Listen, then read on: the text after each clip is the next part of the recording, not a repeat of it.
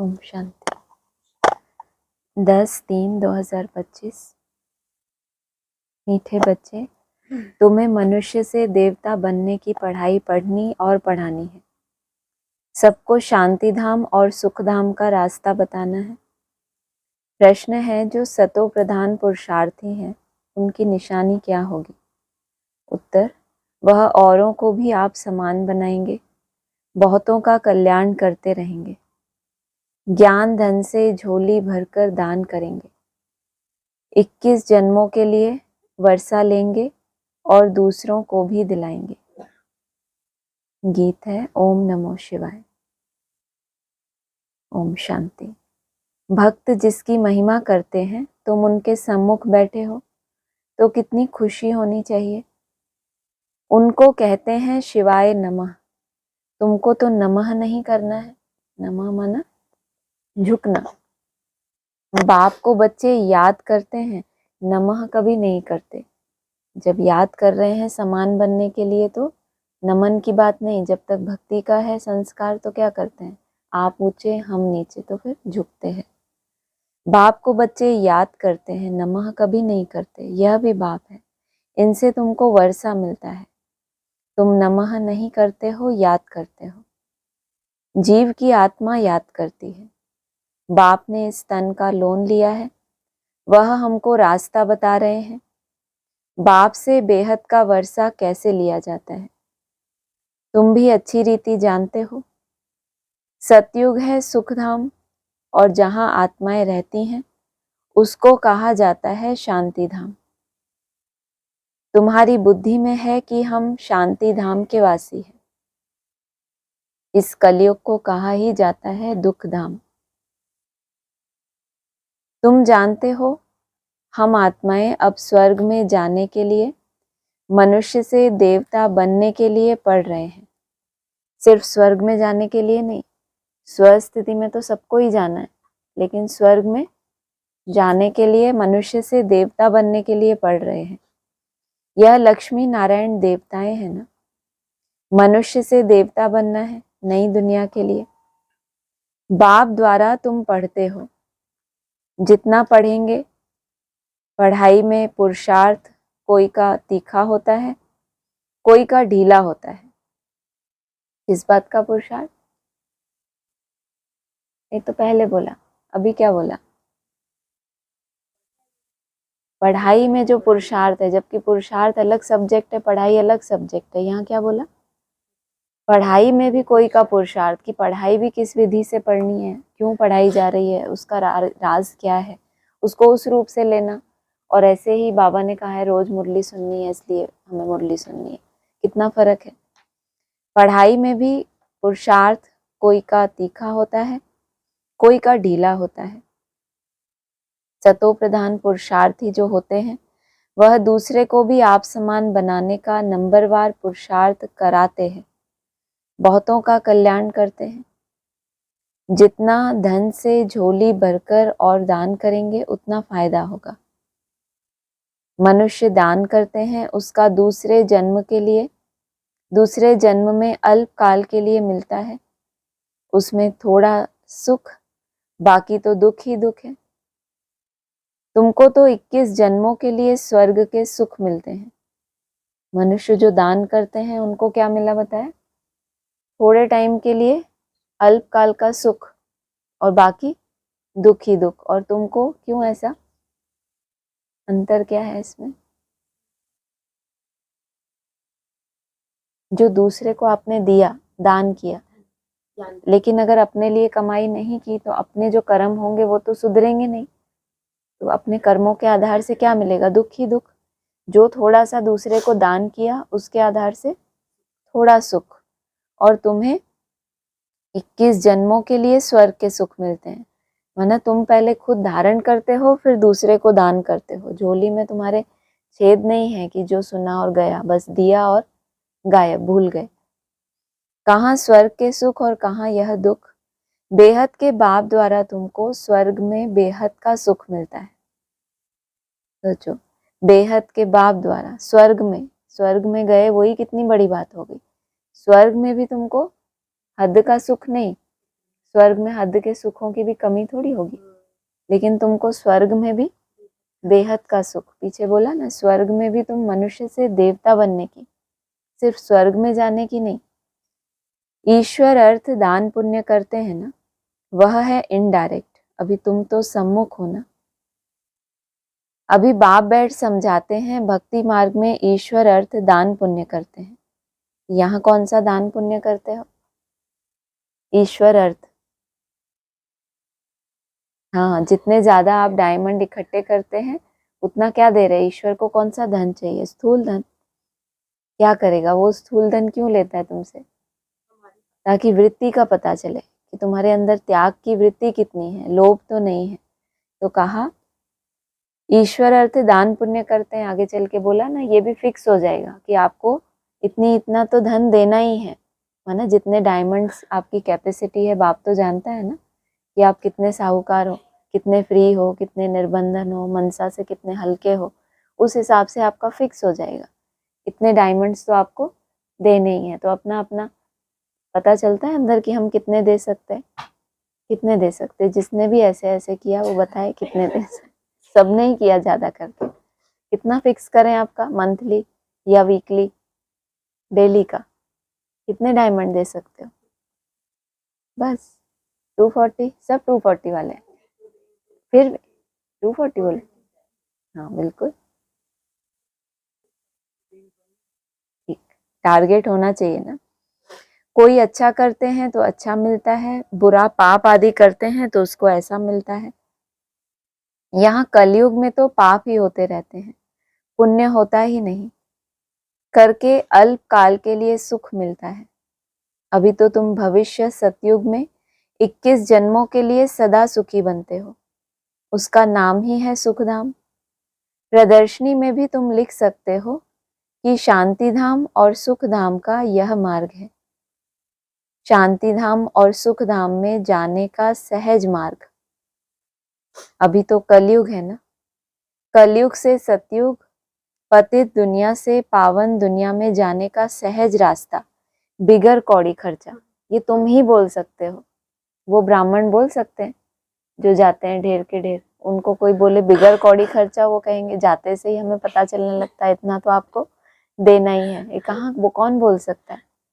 बहुत सहज रास्ता है कहाँ कहाँ जाने का। पहले शांति धाम, पहले मन बुद्धि को धीरे धीरे कहाँ टिकाना?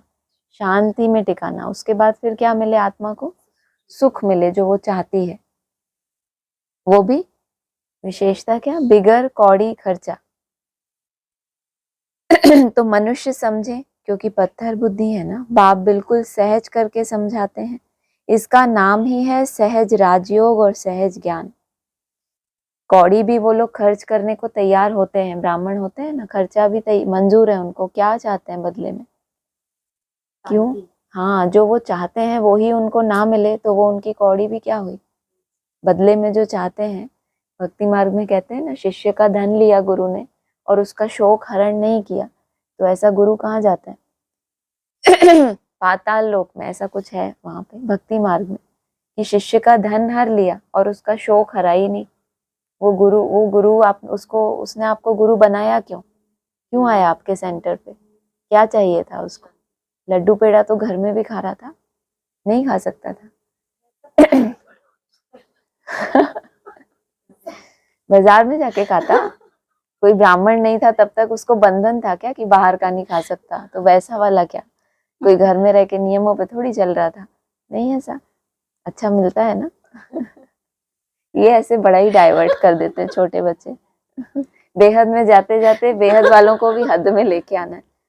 ये भी एक पेपर ही है कि हद में तो नहीं जाती बुद्धि। ठीक है, पास आप ही पास करो। तो क्या कह रहे थे, बताओ।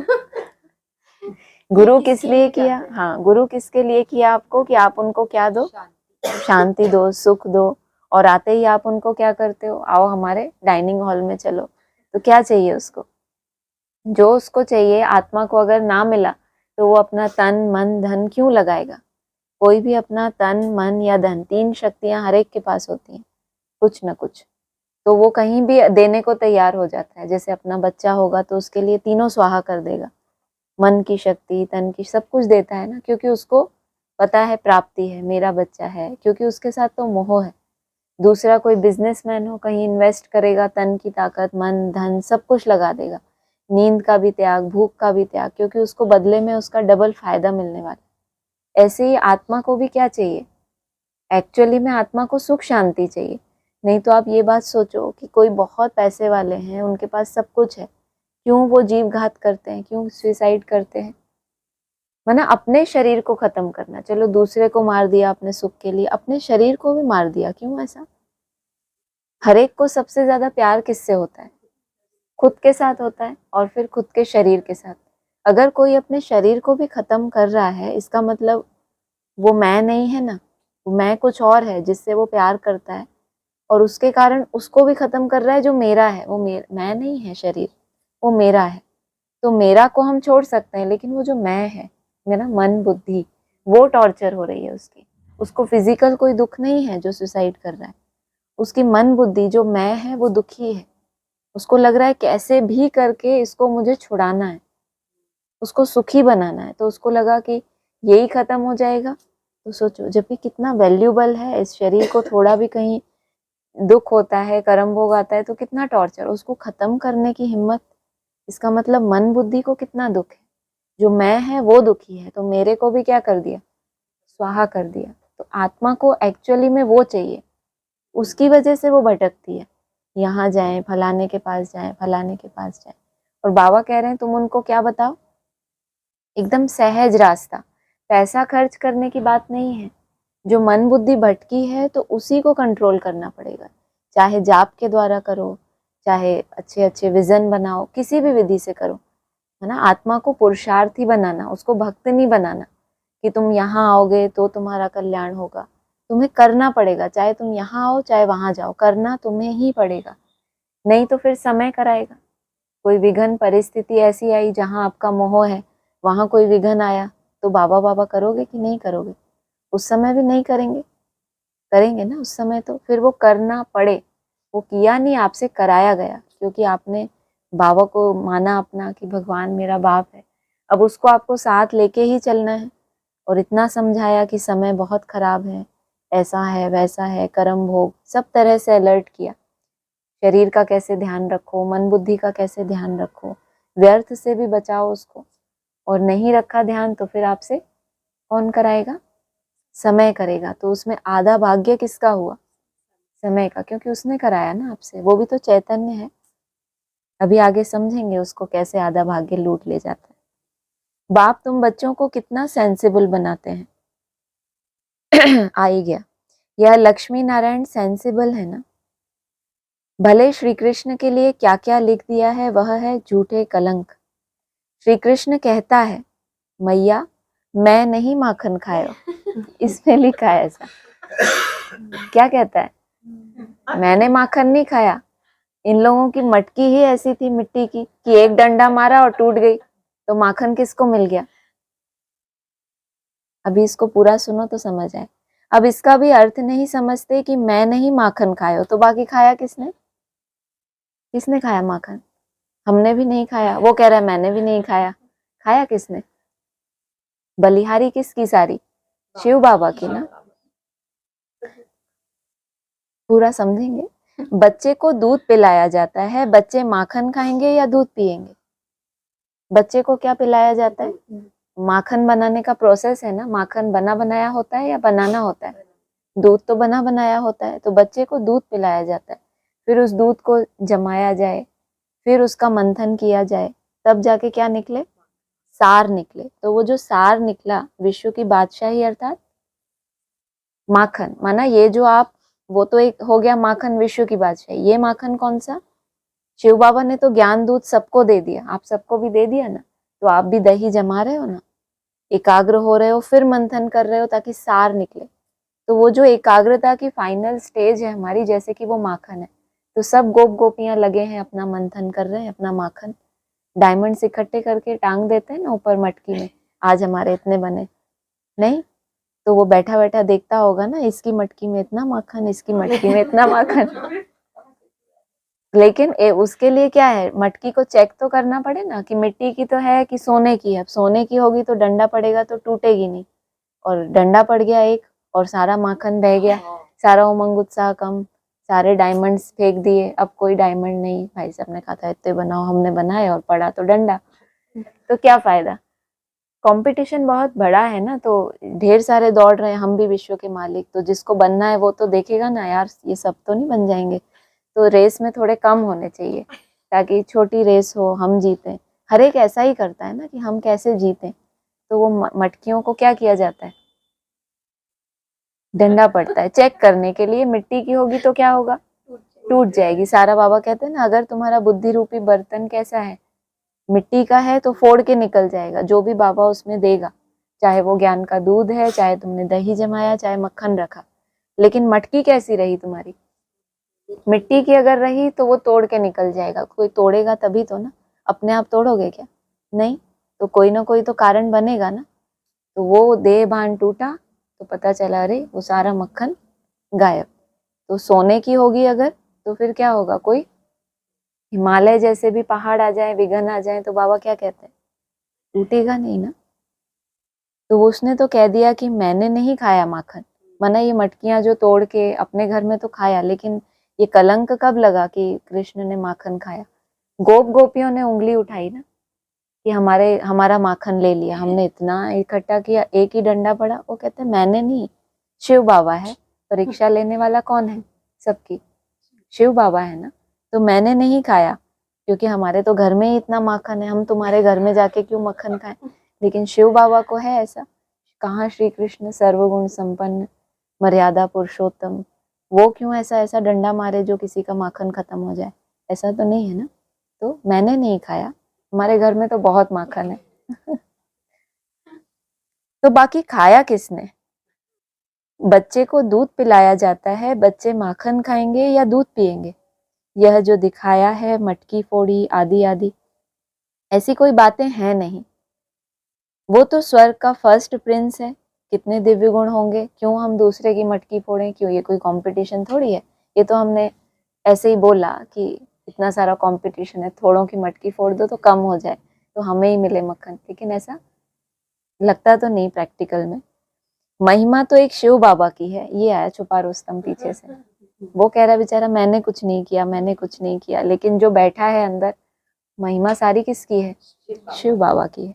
दुनिया में और किसकी महिमा है नहीं, इस समय तो सब पतित है, परंतु भक्ति मार्ग की भी महिमा है, भक्त माला भी गाई जाती है ना। महिमा सारी शिव बाबा की और किसी की नहीं है, लेकिन आगे बोला भक्ति मार्ग की भी महिमा है। भक्ति मार्ग में तो कौन दिखता है प्रैक्टिकल में, श्री कृष्ण ही दिखता है, तो उसकी भी महिमा है। भक्त माला भी गाई जाती है ना। फीमेल्स में मीरा का नाम है, मेल्स में नारद मुख्य गाया हुआ है, तुम जानते हो। एक है भक्त माला, दूसरी है ज्ञान की माला। भक्त माला से रुद्र माला के बने हैं, फिर रुद्र माला से विष्णु की माला बनती है। ये नया पॉइंट सुना आज, क्या बोला, भक्त माला से कहाँ पिरोएंगे पहले, रुद्र माला, माना रुद्र माना आत्मा बने, रुद्र माला माना मुंडों की माला, और विष्णु की माला माना, नहीं, रुद्र माला माना मुंड की माला होती है, सिर्फ फेस, तो आत्मा कहाँ रहती है, भ्रुकुटी में रहती है, तो मस्तक की बात हो गई। और वो हो गए रुंड माना पूरा शरीर, विष्णु माना पूरा शरीर। प्रैक्टिकल में सिर्फ आत्मा बनना नहीं, देवता भी बनना। तो रुद्रमाला से विष्णु की माला बनती है। रुद्रमाला है संगम युग की, यह राज तुम बच्चों की बुद्धि में है, यह बातें तुमको बाप सम्मुख बैठ समझाते हैं। सम्मुख जब बैठते हो तो तुम्हारे रोमांच खड़े हो जाने चाहिए। अहो सौभाग्य, 100% दुर्भाग्यशाली से हम सौभाग्यशाली बनते हैं। कुमारियां तो काम कटारी के नीचे गई नहीं है, इसको हाथ में ले लो, हाँ हाथ खुले रखो, ऐसे बांध दोगे तो फिर कंफर्ट में चले जाएंगे। कुमारियां तो काम कटारी के नीचे गई नहीं है, बाप कहते हैं वह है क्या, काम कटारी, और ज्ञान को भी कटारी कहते हैं। बाप ने कहा है ज्ञान के अस्त्र शस्त्र तो उन्होंने फिर देवियों को स्थूल अस्त्र शस्त्र दे दिए हैं, वह तो है हिंसक चीजें। मनुष्यों को यह पता नहीं है कि स्वदर्शन चक्र क्या है। शास्त्रों में श्री कृष्ण को भी स्वदर्शन चक्र दे हिंसा ही हिंसा दिखा दी। एक तो पहले मटकी फोड़ना दिखा दिया, फिर दूसरा स्वदर्शन चक्र दिखा दिया। मटकी काहे से फोड़ी? मटकी डंडे, उसके लिए मुरली कहो डंडा कहो बात तो एक ही है ना। मुरली क्या होती है? डंडा ही होती है। और स्वदर्शन चक्र माना जो एकाग्रता है, जो स्वदर्शन चक्र भ्रुकुटी में बैठ के जो चारों ओर किरणें फैलाते हैं, उससे क्या होता है? देह अभिमान समाप्त हो जाता है। वो जो एकाग्रता है उस आधार से सिद्धि भी तो होगी, और दूसरे के पास नहीं है तो वो अपना स्व को देख पाएगा ना कि मैं कहाँ हूं और ये कहाँ है। वास्तव में है ज्ञान की बात। तुम अभी स्वदर्शन चक्रधारी बने हो, उन्होंने फिर हिंसा की बात दिखा दी है। तुम बच्चों को अब स्व अर्थात चक्र का ज्ञान मिला है। तुमको बाबा कहते हैं ब्रह्मा मुख वंशावली ब्राह्मण कुलभूषण स्वदर्शन चक्रधारी। क्या क्या टाइटल मिले?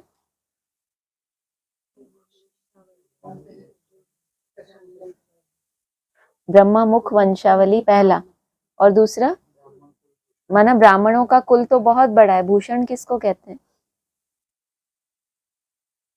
हाँ, सजावट। भूषण माना आभूषण कहते हैं ना, आभूषण सजाने की चीज। माना इतना बड़ा ब्राह्मण कुल, उसमें तुम क्या हो? इस कुल का श्रृंगार हो गए तुम, माना उसकी शोभा को बढ़ाने वाले हो गए। कुल तो बहुत बड़ा हो गया, सब तो नहीं श्रृंगार होता ना। तीसरा स्वदर्शन चक्रधारी, इनका अर्थ भी अभी तुम समझते हो। अच्छा हुआ ना समझा इसको। तुम्हारे में सारे 84 जन्मों का और सृष्टि चक्र का ज्ञान है। पहले सतयुग में एक सूर्यवंशी धर्म है, फिर चंद्रवंशी। दोनों को मिलाकर स्वर्ग कहा जाता है। यह बातें तुम्हारे में भी नंबरवार सबकी बुद्धि में है। मतलब सूर्यवंशी और चंद्रवंशी, ये दोनों को मिलाकर ही क्या कहा जाता है? मानस विष्णु रूप होता है तो उसमें दोनों का कॉम्बिनेशन होता है। ये हम सोचते हैं ना कैसे विष्णु क्या होता है, कैसे ये दो सूर्यवंश और चंद्रवंश दोनों कुल जब एक होते हैं, संस्कार मिलते हैं, तब कहते हैं उसको स्वर्ग। यह बातें तुम्हारे में भी नंबरवार सबकी बुद्धि में है। जैसे तुमको बाबा ने पढ़ाया है, तुम पढ़कर होशियार हुए हो, अब तुमको फिर औरों का कल्याण करना है, स्वदर्शन चक्रधारी बनना है। जब तक ब्रह्मा मुख वंशावली नहीं बने तो शिव बाबा से वर्षा कैसे लेंगे? माना ब्रह्मा के मुख से जो वाणी निकल रही है उस पे चलने वाले, उस मुख को पकड़ने वाले नहीं कि यही ब्रह्मा है, बस उस मूर्तियों के आधार से ही आपस में संघर्ष होता रहे। मुख से जो वाणी चली, जो किसने बोली? शिव बाबा ने। तो उसके ऊपर चलना, मुझे उसके ऊपर चलना है। सिर्फ ब्रह्मा ने बोला कि शिव बाबा ने बोला ये ब्रह्मा है दूसरा ब्रह्मा है, वो नहीं, लेकिन उस पे चलना। अगर नहीं बने तो शिव बाबा से वर्षा कैसे लेंगे? अभी तुम बने हो ब्राह्मण, वर्षा शिव बाबा से ले रहे हो, यह भूलना नहीं चाहिए। पॉइंट नोट करनी चाहिए। यह सीढ़ी है 84 जन्मों की। सीढ़ी उतरने में तो सहज होती है। कितना अच्छा है, आपने सारा दिन मेहनत करके 480 डायमंड बनाए, अगले दिन आपको बोले कि एकदम जीरो, एक भी नहीं बनाना आपको। सहज है या बहुत मुश्किल? एक भी ना बनाना आपके लिए। ऐसा हो सकता है कि सारे दिन में आप एक भी मिनट याद ना करो, कर सकते हो? आपके लिए तो वो भी मुसीबत है, आ ही जाएगी वो। ना करोगे तो भी ऐसा महसूस होता है ना, नहीं करना चाहते तो भी वो कहीं ना कहीं से, जब भी बैठोगे शांति में तो कहाँ जाओगे? ऊपर। सीढ़ी उतरने में तो सहज होती है, जब सीढ़ी चढ़ते हैं तो कमर को हाथ दे कैसे चढ़ते हैं, कमर टूट जाती है ना। कितना प्रैक्टिकल है नहीं ये। सीढ़ी उतरना तो बहुत सहज कि कल हमारा 400 हुआ था, आज 200 ही बनाने हैं बस। कितना सहज है। मान लो किसी दिन जरूरत से ज्यादा हो गया, अब अगले दिन आपको लगे कि इजी, तो कैसा लगे आपको उतरना? सहज, जब चाहे मन किया याद किया। ऐसा तो नहीं करोगे कि बिल्कुल ना करो, लेकिन जब मन किया किया, नहीं किया तो थोड़ा आराम किया। लेकिन जब सीढ़ी चढ़ते हैं, जैसे आज आखिरी दिन है तो चढ़ना है, तो कैसे कमर को हाथ देके कि माना अपने आप को बैठने ही ना देना, तो कैसी कमर हो जाती है। चलते ही रहना है, चलते ही रहना है सुबह से शाम तक, तो कैसे दर्द होने लगता है। तो कमर को हाथ दे कैसे चढ़ते हैं, परंतु लिफ्ट भी है। कमर को हाथ देने वालों, आपके लिए क्या है? लिफ्ट भी है। अब उसमें लिफ्ट में जाने के लिए फिर आपको ऑपरेट करनी भी तो आए, कहाँ से लिफ्ट चल रही है, कैसे पकड़ में आएगी वो लिफ्ट। अभी बाबा आते ही हैं तुमको लिफ्ट देने। कितना अच्छा, कोई आपको ढूंढना उड़ना भी नहीं, फालतू में ही बोल दिया। सेकंड में चढ़ती कला होती है। सोचो कितनी सुंदर लाइन है, चढ़ती कला। रेनूबेन क्या बोला, चढ़ती कला कितनी देर में होती है? नोट करो आप। सेकंड में चढ़ती कला होती है। अब तुम बच्चों को तो खुशी होनी चाहिए कि हमारी चढ़ती कला है, जो सेकंड की बात है वो हमारे लिए, क्योंकि अटेंशन कितना देने लगे। पहले तो हम कहते थे कि हम 24 घंटा बाबा की याद में रहते हैं, बाबा ने बताया ना, हम तो हमेशा ही बाबा की याद में रहते हैं, बाबा तो साथ ही है, बाबा की ही तो सेवा है। अभी चैलेंज मिला, 1 मिनट टिक के दिखाओ, तो सारी नाक नीचे हो गई ना। कहाँ हम कहते भक्त थे ना पहले, हमने कोई वैसा थोड़ी, बाबा ने कहा भक्त माला से रुद्रमाला, फिर रुद्रमाला से विष्णु। पहले तो हम भक्त थे एकदम बच्चा बुद्धि, तो हम तो हमेशा ही बाबा की सेवा भी तो याद ही है। फिर एडवांस ज्ञान मिला, रुद्रमाला में आए, फिर भी कुछ समझ मिली कि जब मंथन करो अमृत वेला, वो आपकी याद, सारे दिन में 8 घंटा करो, इतनी समझ तो मिल गई ना, एडवांस ज्ञान मिला। तो उसके बाद और आगे बढ़े, विष्णु की माला में पिरोना था, अब आया प्रैक्टिकल, अब मिनटों की बात आ गई। अब घंटों का तो नहीं बोलते हम, तो 1 घंटा याद में रहते हैं, क्या बोलते हो 1 मिनट इतना, 400 मिनट, 200 मिनट, 100 मिनट, ऐसे ही बोलते हो ना। तो धीरे धीरे क्या कर रहे हो, अब इसमें भी और रिफाइन करते जाओगे तो आपको पता चलेगा कि 2 संकल्पों के बीच का गैप मेरा कितना है, सेकंड्स में ही होगा। क्योंकि मिनट भी तो क्या है, एक भारी रेस है, 1 मिनट तक पहुंचना। 1 मिनट तक पहुंचे तो कहाँ से कॉल आ जाएगी, हिमालय से कॉल आ जाएगी, तो पहुंचना है नहीं पहुंचना, या डर डर के 59 रहेगा, एक नहीं, ये 59 रहना चाहिए, कॉल भी नहीं आए और ये भी होते रहे, ये भी अच्छा है ना। मोस्ट बिलव्ड, वो भी वो कह रहा है अच्छा सजेशन है जो निर्बंधन है। सुन लिया, मोस्ट बिलव्ड बाबा मिला है, उन जैसी प्यारी चीज कोई होती नहीं। सोचो इतना किसी से प्यार हो और वो बुलाए, और हम कहें अच्छा सजेशन है, ना बुलाए तो कैसा लगे बाप को, कैसा प्यार है ना ये। दूर रहो, दूर रह के बात करो बस। हाँ गुड, कितना ऑपोजिट है, देखो कंट्रास्ट देखो बांदेलियों का। और कहा था ना भाई साहब ने क्लास में, उल्टा हो जाएगा एकदम, सुना है हमने। उन जैसी प्यारी चीज कोई होती नहीं। दुनिया में जिससे प्यार होता है उसके लिए क्या कुर्बान कर देते हैं, जान। होते हैं ना हद में, कलयुग चल रहा है, सोचो आप, कलयुग में भी ऐसे होते हैं ना, जान दे देते हैं कि ये मेरा प्यारा है, ये नहीं मिला तो जान भी नहीं चाहिए। सोचो आप, जबकि अपने शरीर से सबसे ज्यादा प्यार होता है, लेकिन उसके वजह से अब ये रूहानी सैनिक हैं, क्या करते हैं देश के लिए, अपनी जान दे देते हैं ना। क्या पता चलता है इससे, देश से क्या है उनको, अपने से ज्यादा, अपनी देह से ज्यादा किससे प्यार है उनको, हाँ, कि देश का कल्याण हो, विश्व का कल्याण हो। तो भावना देखो आप उनकी। और बाबा कह रहे हैं उन जैसी प्यारी चीज कोई होती नहीं, और वो प्यारा अपने अपने तरफ बुलाए तो कैसा लगे आपको। तैयार, 1 सेकंड में कभी भी कॉल आ जाए। साधु संत आदि जो भी हैं सब उस एक माशूक को याद करते हैं, सभी उनके आशिक हैं, परंतु वह कौन है यह कुछ भी समझते नहीं। सोचो, आशिक भी हैं सिर्फ सर्वव्यापी कह देते हैं। तुम अभी जानते हो कि शिव बाबा हमको इन द्वारा पढ़ाते हैं। शिव बाबा को अपना शरीर तो है नहीं, शिव बाबा की सबसे बड़ी दिक्कत, वो कहते हैं मुझे अपना शरीर है ही नहीं। बाबा ने मुरली में बोला शिव बाबा को एक ही रोना है कि मुझे अपना शरीर है नहीं।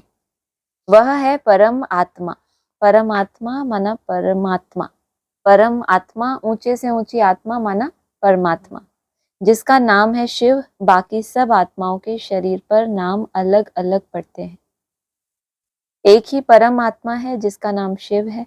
फिर मनुष्यों ने अनेक नाम रख दिए हैं, भिन्न भिन्न मंदिर बनाए हैं। अभी तुम अर्थ समझते हो। बॉम्बे में बबूरी नाथ का मंदिर है। इस समय तुमको कांटों से फूल बनाते हैं, वैसे बाबा बबूल नाथ कहते हैं, बबूल के पेड़ में बहुत कांटे होते हैं, तो वो कांटों से फूल बनाते हैं। विश्व के मालिक बनते हो। तो पहली बात मुख्य यह है कि हम आत्माओं का बाप एक है, उनसे ही भारतवासियों को वर्षा मिलता है। भारत के यह लक्ष्मी नारायण मालिक है ना, चीन के तो नहीं है ना। चीन के होते तो शक्ल ही और होती, यह है ही भारत के। कहते हैं ना सारे विश्व के मालिक, तो समझते हैं पूरा विश्व माना ये अलग अलग धर्म खंड, सबके वही मालिक। अब चीन के मालिक तो नहीं है ना, अलग अलग धर्म खंड, ये तो क्या बन जाएंगे, टापू बन जाएंगे। तो क्या तुम्हारे पिकनिक स्पॉट, अव्यक्तवाणी में बोला है ना, तुम तो वहां पिकनिक करने जाएंगे, होंगे तुम भारत में ही, लेकिन विश्व के मालिक इस सेंस में कि विश्व की कोई भी आत्मा आपको कंट्रोल नहीं कर सकती।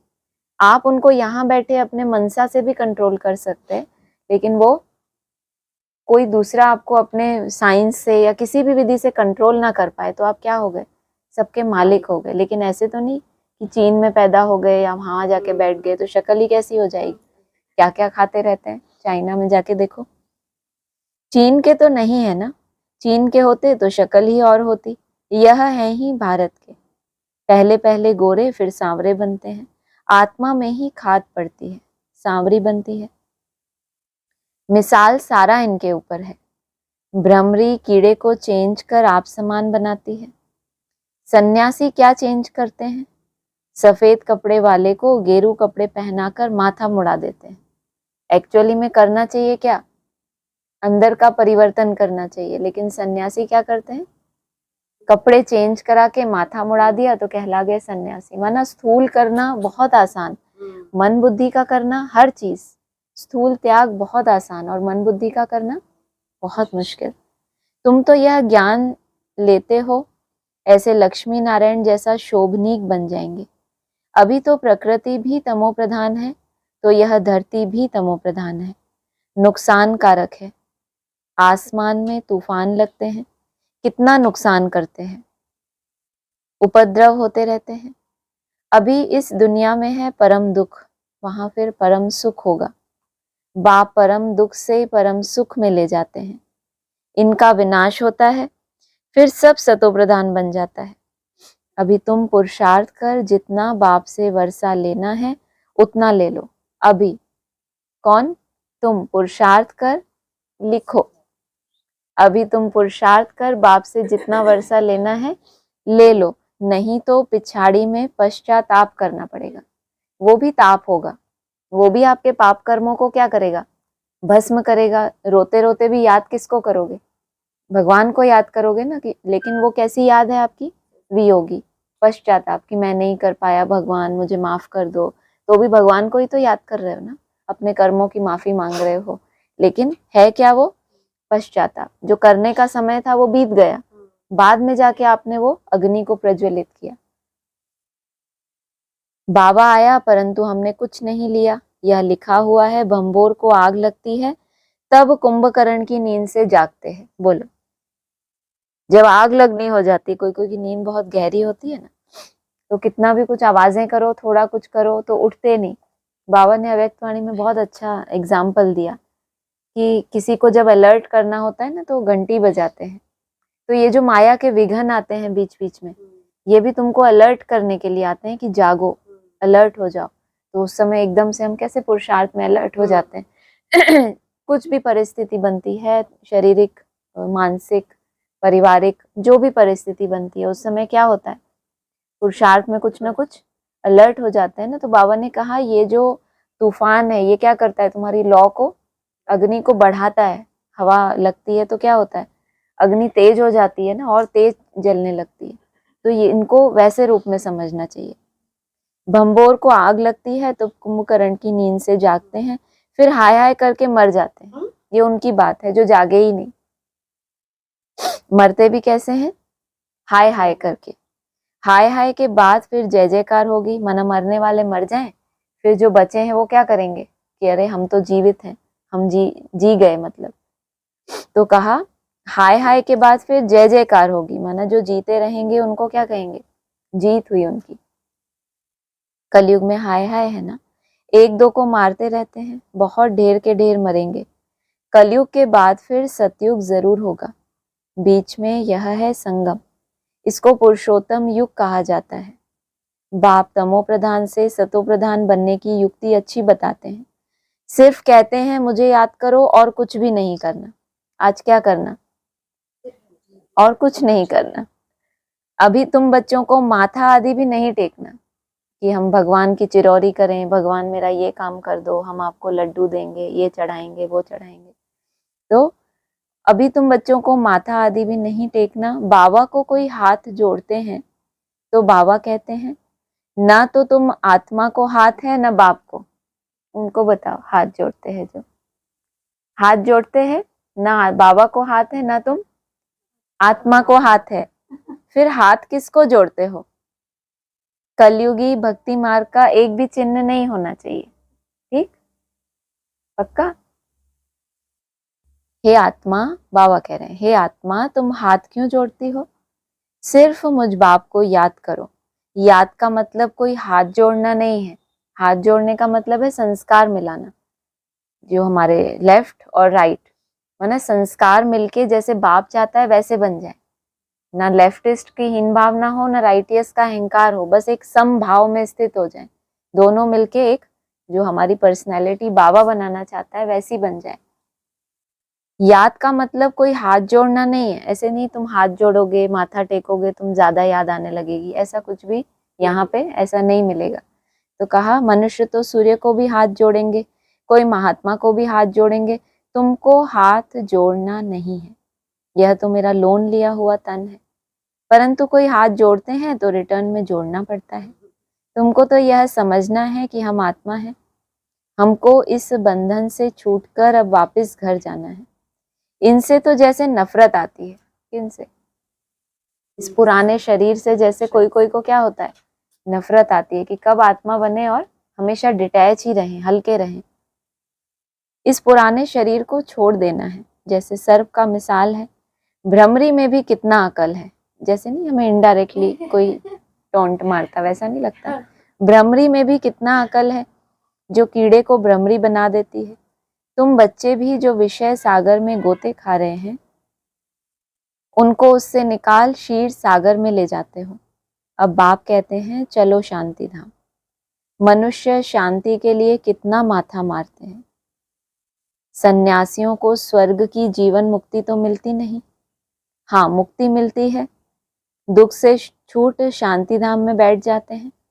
फिर भी आत्मा पहले पहले तो जीवन मुक्ति में आती है, पीछे फिर जीवन बंध में आती है। आत्मा सतो प्रधान है, फिर सीढ़ी उतरती है।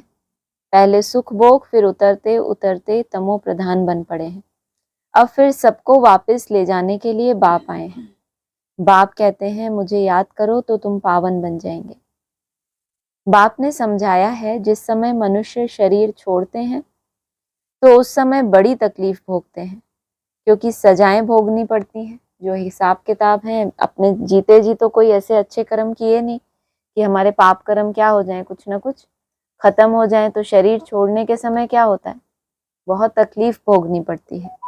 नहीं तो बाबा ने क्या कहा, योगियों का शरीर कैसे छूटता है, जैसे बैठे बैठे मक्खन में से बाल निकल गया। जैसे काशी कलवट खाते हैं, क्योंकि सुना है शिव पर बलि चढ़ने से मुक्ति मिल जाती है। तुम अभी बलि चढ़ते हो ना, तो भक्ति मार्ग में भी फिर वह बातें चलती हैं, तो शिव पर जाकर बलि चढ़ते हैं। अब बाप समझाते हैं वापिस तो कोई जा नहीं सकते। हाँ, इतना बलिहार जाते हैं तो पाप कट जाते हैं।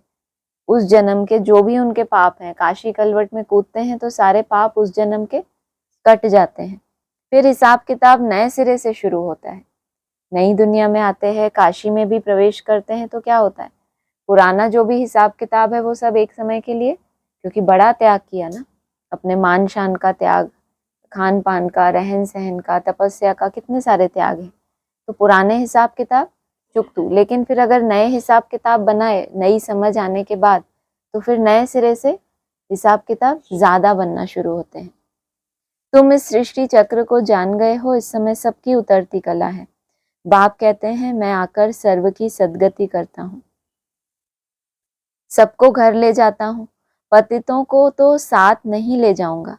इसलिए अब पवित्र बनो तो तुम्हारी ज्योत जग जाएगी। शादी के टाइम स्त्री के माथे पर मटकी में ज्योति जगाते हैं।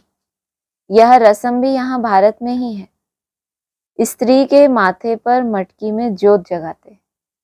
परमेश्वर कौन है, सबका पति है, तो शादी के समय स्त्री के, माना ये सब क्या है, तुम सब क्या हो बेहद में, स्त्री हो या पुरुष, सब उस परमेश्वर की क्या है, सजनी है। तो उसके माथे पर बुद्धि रूपी मटकी के अंदर क्या जलाते हैं, आत्मा रूपी ज्योति को जगाते हैं। स्त्री के माथे पर मटकी में ज्योत जगाते हैं, पति के ऊपर नहीं जगाते, क्योंकि पति के लिए तो ईश्वर कहते हैं। ईश्वर पर फिर ज्योत कैसे जगाएंगे? तो बाप समझाते हैं, मेरी तो ज्योत जगी हुई है, तुम क्या करो, अपनी बुद्धि रूपी मटकी में ज्योत को जगाओ। बाप को क्षमा भी, मैं तुम्हारी ज्योत जगाता हूँ, बाप को क्षमा भी कहते हैं। ब्रह्म समाजी फिर ज्योति को मानते हैं, सदैव ज्योति जगी रहती है, उनको ही याद करते हैं, उनको ही भगवान समझते हैं। दूसरे फिर समझते हैं छोटी ज्योति आत्मा और बड़ी ज्योति परमात्मा में समा जाएगी। अनेक मतें हैं। बाप कहते हैं तुम्हारा धर्म तो अथाह सुख देने वाला है, तुम स्वर्ग में बहुत सुख देखते हो, नई दुनिया में तुम देवता बनते हो। स्वर्ग में क्या है, बहुत सुख, और नई दुनिया में तुम क्या बनते हो, देवता बनते हो। तुम्हारी पढ़ाई है ही भविष्य नई दुनिया के लिए। स्व स्थिति में गया तो सुख तो मिलेगा ना उस आत्मा को, क्योंकि स्व के ऊपर एकाग्र हो गया। लेकिन सुख के लिए और क्या चाहिए, दिव्य गुण भी तो चाहिए। जब वो तो मुक्ति हो गई, स्व स्थिति में चले गए आप, तो अब आप क्या हो गए, शांति में रह रहे हैं, अच्छे से रह रहे हैं। लेकिन देवता बने, खुद के अंदर वो दिव्य गुण आ गए जो बाप चाहता है, तो एक एडिशन हो गई ना वो। तुम्हारी पढ़ाई है ही भविष्य नई दुनिया के लिए, और सब पढ़ाइयाँ यहाँ के लिए होती हैं। यहाँ तुमको पढ़कर भविष्य में पद पाना है। गीता में भी बरोबर राजयोग सिखलाया है। फिर पिछाड़ी में लड़ाई लगी, कुछ भी नहीं रहा। पांडवों के साथ कुत्ता दिखाते हैं, अब बाप कहते हैं मैं तुमको गॉड गॉडेस बनाता हूँ। यहाँ तो अनेक प्रकार के दुख देने वाले मनुष्य हैं, काम कटारी चलाए कितना दुखी बनाते हैं। तो अब तुम बच्चों को यह खुशी रहनी चाहिए कि बेहद का बाप ज्ञान का सागर हमको पढ़ा रहे हैं। मोस्ट बिलव्ड माशूक है, हम आशिक उनको आधा कल्प याद करते हैं। तुम याद करते आए हो, अब बाप कहते हैं मैं आया हूं, तुम मेरी मत पर चलो। अपने को आत्मा समझ मुझ बाप को याद करो, दूसरा ना कोई। सिवाय मेरी याद के तुम्हारे पाप भस्म नहीं होंगे। हर बात में सर्जन से राय पूछते रहो, बाबा राय देंगे ऐसे ऐसे तोड़ निभाओ। तोड़ निभाने में भी क्या करेंगे, ये तुम्हें बीच में राय देंगे। अगर राय पर चलेंगे तो कदम कदम पर पदम मिलेंगे। सोचो, जो समर्पित ही हो गए उनकी बात अलग, लेकिन जिनको तोड़ निभाना है वहां भी राय अगर लेते रहो, कितना जरूरी है, क्या जरूरी है, व्यर्थ कर्म तो नहीं हो रहा, तो वहां भी तुमको राय देंगे, तो पदम मिलेंगे। राय ली तो रिस्पॉन्सिबिलिटी छूटी। अगर आपने किसी कर्म के लिए बाप की राय ली और उसके पीछे जो भी नुकसान हुआ, तो जिम्मेदारी किसकी, बाप की जिम्मेदारी। अच्छा, मीठे मीठे सिकी लदे बच्चों प्रति माता पिता बाप दादा का याद प्यार गुड मॉर्निंग। रूहानी बाप की रूहानी बच्चों को नमस्ते, रूहानी बच्चों की रूहानी बाप दादा को नमस्ते। धारणा के लिए सार है, बेहद के बाप से बेहद सुख का वर्षा लेने के लिए डायरेक्ट ईश्वर अर्थ दान पुण्य करना है। ज्ञान धन से झोली भरकर सबको देना है। ईश्वर तक डायरेक्ट कौन सा धन पहुंचता है, डायमंड जो इकट्ठे करते हैं डायरेक्ट कहाँ पहुंचता है, आत्मा और परमात्मा एक हो जाती है ना। तो ये हो गया डायरेक्ट। जो स्थूल धन है उसको तो आप कमाओ किन्हीं साधनों से, फिर इनडायरेक्ट दो बीच में जो है वो इनडायरेक्ट हो गया, और ये जो धन हम देते हैं वो डायरेक्ट। इस पुरुषोत्तम युग में स्वयं को सर्व बंधनों से मुक्त कर जीवन मुक्त बनना है। ब्रह्मरी की तरह भू भू कर आप समान बनाने की सेवा करनी है। वरदान है, सर्व प्राप्तियों के अनुभव द्वारा पावरफुल बनने वाले सदा सफलता मूर्त भव। जो सर्व प्राप्तियों के अनुभवी मूर्त हैं वही पावरफुल हैं। ऐसी पावरफुल सर्व प्राप्तियों की अनुभवी आत्माएं ही सफलता मूर्त बन सकती हैं। प्राप्तियां तो हों लेकिन उनका क्या हो साथ में, अनुभवी हो। कि ये एक एक प्राप्ति का अनुभवी कब बनते हैं, जब उस प्राप्ति को कभी ना कभी आपने यूज किया। भगवान ने वरदान दिया, आज ये वरदान बाबा ने ये बोला है, बोला तो है लेकिन आपने क्या किया, आपने उसको प्रैक्टिकल में कितना लाया? अगर प्रैक्टिकल में लाएंगे तो क्या बोला? प्राप्तियों के अनुभवी मूर्त बनेंगे। अनुभवी आत्माएं ही सफलता मूर्त बन सकती हैं, क्योंकि अभी सर्व आत्माएं ढूंढेंगी कि सुख शांति के मास्टर दाता कहाँ हैं। जरूर आप अंडरग्राउंड होंगे, आप किसी से कनेक्शन ही नहीं रख रहे, तो क्या करेंगे? वो आपको ढूंढेंगे कि वो मास्टर दाता आत्माएं कहाँ हैं। तो जब आपके पास सर्व शक्तियों का स्टॉक होगा तब तो सबको संतुष्ट कर सकेंगे। वो ढूंढते ढूंढते आए आपके पास, आप बहुत अच्छी भट्टी कर रहे हो और आपके पास स्टॉक ही ना हो, कोई ऐसा अनुभव ही ना हो कि हमने तो कभी ऐसा यूज ही नहीं किया, तो क्या देंगे उनको? जैसे विदेश में एक ही स्टोर से सब चीजें मिल जाती हैं, ऐसे आपको भी बनना है। क्या बनना है? शॉपिंग मॉल बनना है? नहीं, हाँ वही जो भी बोलो उसको, एक ऐसा शॉप जहाँ पे सब कुछ मिले। ऐसे नहीं कि हमें बुद्धि चाहिए तो गणेश जी के पास जाओ, धन चाहिए तो लक्ष्मी जी के पास जाओ, ऐसा नहीं होना चाहिए। सब कुछ कहाँ मिले? एक ही जगह पे। ऐसे नहीं सहन शक्ति हो सामना करने की, नहीं, सर्व शक्तियों का स्टॉक चाहिए, तब सफलता मूर्त बन सकेंगे। माना किसी का कम हो ज्यादा हो चलेगा कि अभी हमारे स्टॉक में ये थोड़ा कम है, तो थोड़ा तो होगा, कुछ तो, हाँ कुछ तो होना चाहिए ना। स्लोगन है, मर्यादाएं ही ब्राह्मण जीवन के कदम है। कहते हैं ना, कदम में पद्मों की कमाई। तो कैसे होती है हम समझ नहीं सकते ना, कैसे कदम होते हैं। तो जो मर्यादाएं बाप ने आपको दी हैं, कहाँ से कहाँ तक मर्यादा देते हैं बाबा? अमृत वेले से लेकर मर्यादाएं शुरू होती है ना आपकी। अमृत वेले उठते से संकल्पों की मर्यादा, बोल की, चलन की, कैसे चलना है, खान पान सा। अमृत वेले से खान पान, मैं अमृत वेले का कह कि वहां से शुरुआत हो जाती है। फिर सारे दिन में कैसे चलना है, कैसे रहना है, क्या खाना है। मर्यादाएं ही ब्राह्मण जीवन के कदम है। कदम पर कदम रखना, ब्रह्मा बाप के कदम के ऊपर कदम रखना, माना मंजिल के समीप पहुंचना। नहीं तो क्या करना? वो मशीन होती है ना, उस पे कितने कदम, हमने 100 कदम, 1000 कदम, 10,000 कदम चले, लेकिन आगे तो बढ़े ही नहीं, मंजिल के समीप पहुंचते हैं। उसको क्या कहते हैं? ट्रेडमिल के ऊपर जब दौड़ते हैं तो मंजिल पे पहुंचते हैं। लेकिन बाप के कदम के ऊपर कदम बढ़ाना, माना जो भी हम पुरुषार्थ में आगे बढ़ना भी आपको महसूस हो कि ये मैंने त्याग किया, ये मैंने कदम बढ़ाया, तो क्या हुआ? उससे मैं आगे बढ़ा। तो मंजिल के समीप पहुंचना। अव्यक्त इशारे हैं। आजकल कोई कोई एक विशेष भाषा यूज करते हैं कि हमसे असत्य देखा नहीं जाता। कोई झूठ बोलता है, गलत काम करता है तो हमसे देखा नहीं जाता, असत्य सुना नहीं जाता। इसीलिए असत्य को देख, झूठ को सुनकर के अंदर में जोश आ जाता है। लेकिन यदि वह असत्य है और आपको असत्य देखकर जोश आता है, तो वो जोश भी क्या है? जोश भी तो असत्य है, वो भी असत्य और आप भी असत्य। भिखारी भिखारी को क्या देगा? कुछ नहीं ना। एक को तो क्या बनना पड़े? साहूकार बनना पड़े, जिसके पास शांति हो, सुख हो। तो वो सामने वाले को भी क्या महसूस हो कि अरे मेरा इतना जोश और इस एकदम शांत। तो आपने क्या दिया उसको? कुछ बोला नहीं। शांत रहने से ही क्या हो गया? उसको शांति मिल गई, सीख मिल गई उसको आपके चुप रहने से। इस वो है मुख की शिक्षा, और ये हो गई कर्म से शिक्षा देना।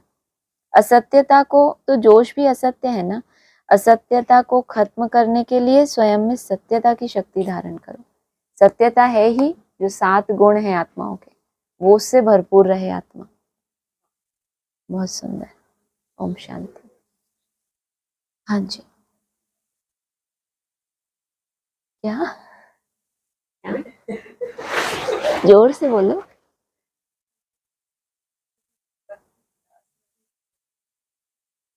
अच्छा अच्छा भी तो बोलते जाते हैं, ऐसा नहीं।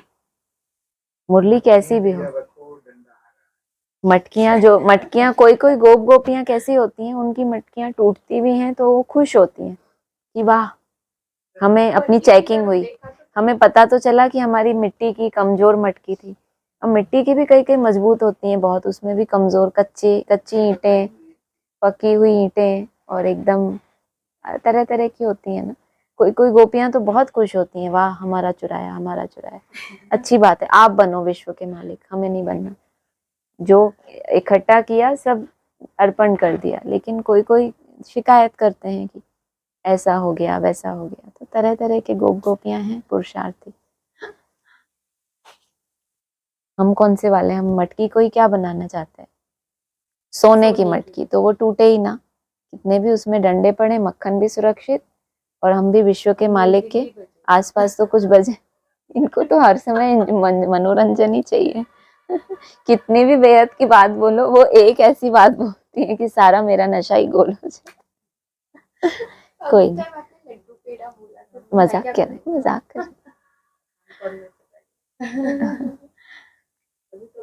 कितना भी जाओ खान पान की बातों में, कहाँ मिलने वाला है प्रैक्टिकल में, बातें ही बची हैं अब तो।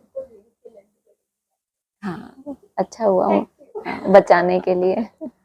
हाँ जी, हो गया। किसी को कुछ आपको पूछना है, कुछ बंद करें। हाँ।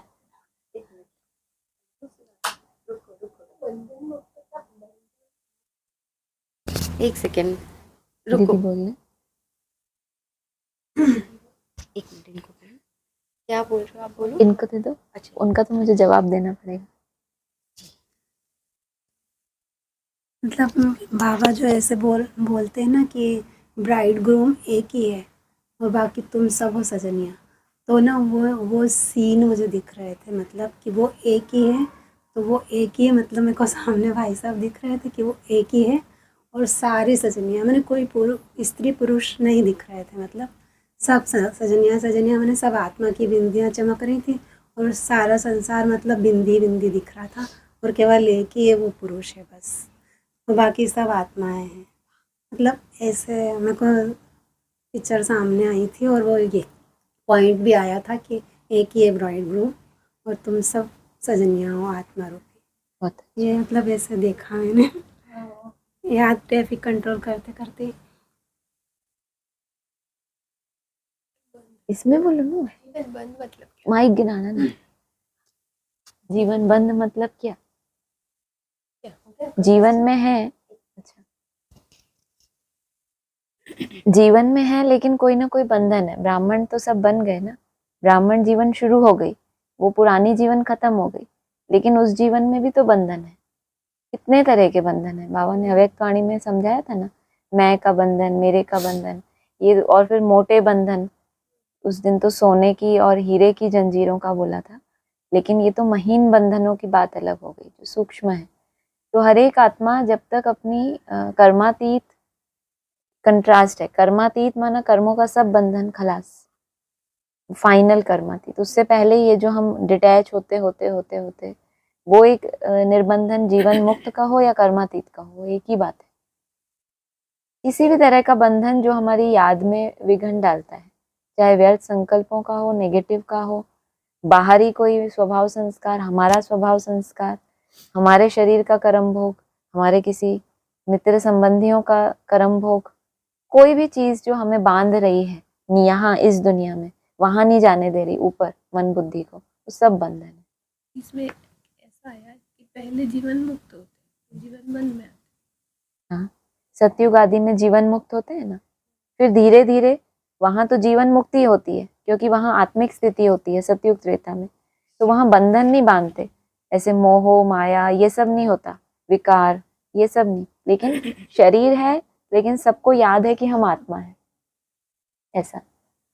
तो उसके बाद फिर नीचे जितना जितना देहभान आता जाता है, बंधन में बनते जाते हैं, फिर विकार, इस तरह से। और कुछ है आपका, बोलो, एक हाथ नहीं बोलो, माइक पॉइंट ही रिपीट जो आज का लगा, बहुत ही हाँ सुंदर। रिपीट कर दो। अच्छा, एक तो वही सीढ़ी उतरने में बहुत इजी होता है। नहीं, लिफ्ट ढूंढनी नहीं है, वही मजा आया कि परंतु लिफ्ट भी है। जरा मुर्गी डालिएगा, हम एयरपोर्ट पे वापस सुनेंगे। ठीक। ये बहुत बढ़िया है आज की। ओम शांति। और बाबा आते ही है लिफ्ट देने। आप भी चाहते मैडम सॉरी हमारा सॉरी, प्रेजेंस पूरिएगा। सब लोग मुझे ओम शांति बोल रहे हैं तो क्या नहीं, करूं? कोई बात नहीं, मैं वेट कर रही हूँ। यही पॉइंट, परंतु लिफ्ट भी है सब, अभी बाबा आते ही हैं तुमको लिफ्ट देने। ये कितनी सुंदर बात है। हम उसको पकड़ पाए बस। लिफ्ट हमें कैसे मिलेगी, हाँ, जब लिफ्ट हम की, पहले वो चढ़ने की मेहनत करेंगे, हाँ मतलब सीढ़ी पे आप बहुत ईमानदारी से, आपको हाँ। एक स्टेज आपकी बन गई, तो अब आपको लिफ्ट मिलनी चाहिए। लिफ्ट जैसे बोला माना 75%। हाँ सहज रास्ता। लिफ्ट का मतलब है सहज रास्ता। अभी हमें सीढ़ियां चढ़ रहे थे, ये सेवा करो, भागा दौड़ी तो हाँ। पाप भस्म होंगे, इतनों को संदेश देना, फिर ये मतलब कितना कुछ विस्तार था। अभी सारी बात सिमट गई, धन लगाओ, ये करो, वो करो, यहाँ जाओ, वो सब खत्म हो गया।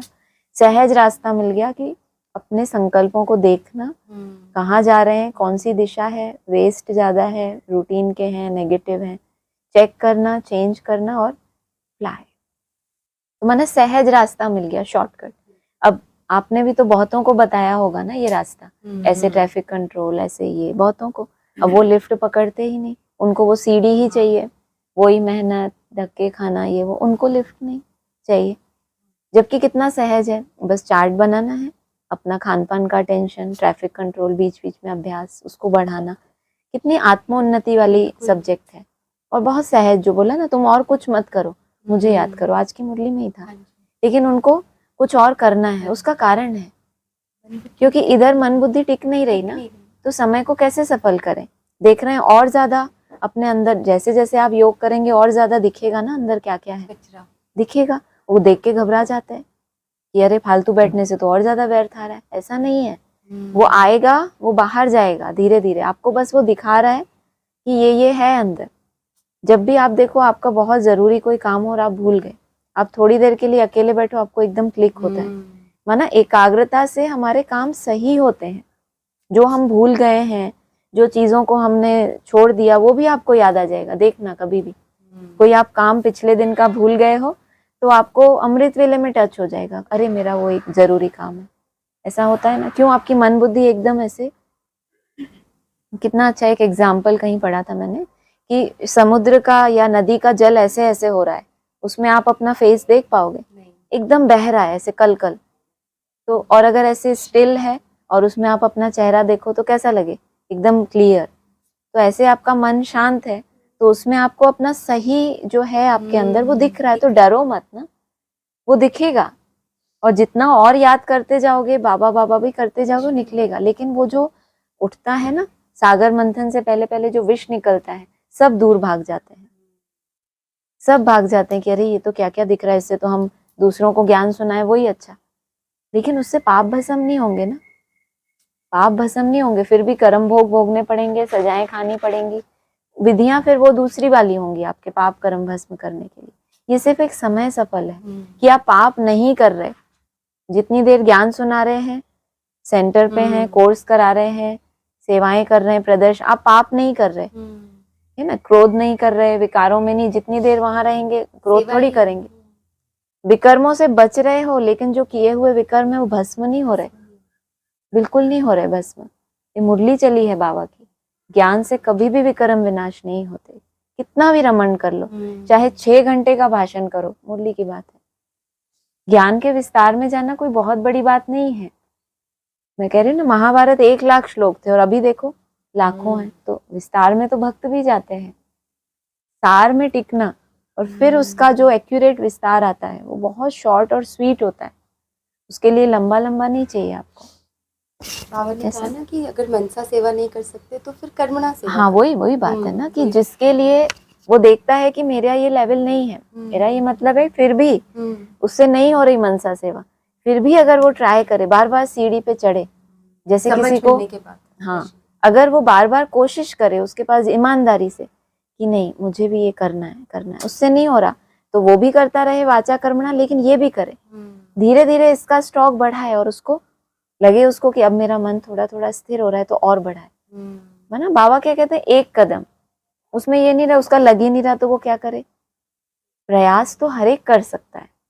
इसीलिए ऐसा नहीं है कि बाबा रास्ता तो सबको ही एक जैसा बताते हैं, लेकिन ये है कि उस रास्ते में जो शॉर्टकट रास्ता होता है वो आसान भी होता है, लेकिन जो लंबा रास्ता है वो थोड़ा कभी मुश्किल भी हो सकता है, आपको थकाने वाला भी हो सकता है।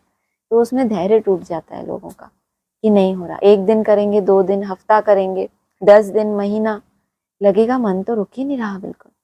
तो रोको ना, उसको अच्छे अच्छे चित्रों में रमण कराएं। हम मेरा बाबा मीठा बाबा ये कौन नहीं कर सकता, और जब बचा इससे ऊंची लिफ्ट क्या है कि आपका कुछ भी नहीं हो रहा तो आप ये करो, खाते पीते उठते बैठते मेरा बाबा मीठा बाबा, ये तो सभी कर सकते हैं।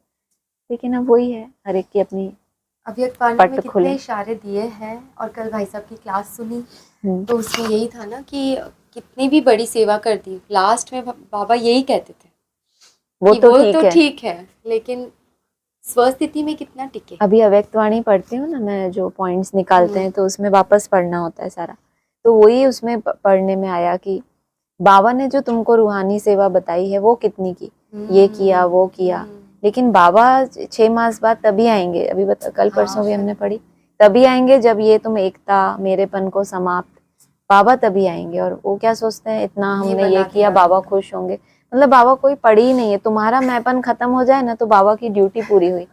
2017 में वाणी चलाना ही बंद कर दिया, किसी एक की तो पढ़ाई पूरी हुई होगी ना, तो बाबा ने कहा मेरा काम पूरा हो गया। उसको तो कोई पढ़ी ही नहीं है, अब उस एक ने कितनों को निकाला होगा, 108 की तो माला बननी है तो उसने कितनों की सेवा की होगी, कुछ भी नहीं होगा, मुट्ठी भर। तो क्या फिर भी विश्व का मालिक? तो वो जो एक टारगेट है अपने अंदर के उसको पूरा समाप्त कर देना, और आपके वाइब्रेशन, कोई एक तो ऐसा सैंपल होना चाहिए ना जो प्रूफ मिले कि इसके तो केवल मनसा से ही आत्माएं निकल रही हैं, ना किसी से बोल रहा है कुछ, ना कहीं जा रहा है, ना आ रहा है, एक ही जगह बैठा है और आत्माएं भागी चली आ रही है, ये कैसे हो रहा है? तो वैसा होना चाहिए ना। इसलिए एक मुरली में बहुत अच्छा अव्यक्त वाणी में था कि एक होती है, एक ऐसी आत्माएं आएंगी जो आपके बोलने से आएंगी, कुछ आत्माएं ऐसी आएंगी जो आपके मनसा से खिंच के आएंगी, आप बोलोगे भी नहीं अपने आप, तो वो बहुत क्वालिटी वाली आत्माएं होंगी जो मनसा को भी कैच कर पाएंगी दूर बैठे। तो अभी वो भी यहाँ होना है, तो ऐसा कोई सैंपल भी तो होना चाहिए ना। तो बाप का तो सारा फोकस वहीं पर ही है, ये तो उनको चलाते रहते हैं, चलो बच्चे हैं बाप के, ब्राह्मण कुल है, लेकिन भूषण तो हम है, अहंकार हो गया। ठीक, ओम शांति। और किसी को ऑनलाइन कुछ बोलना तो नहीं है? ये इसका ये बंद कर दीजिए।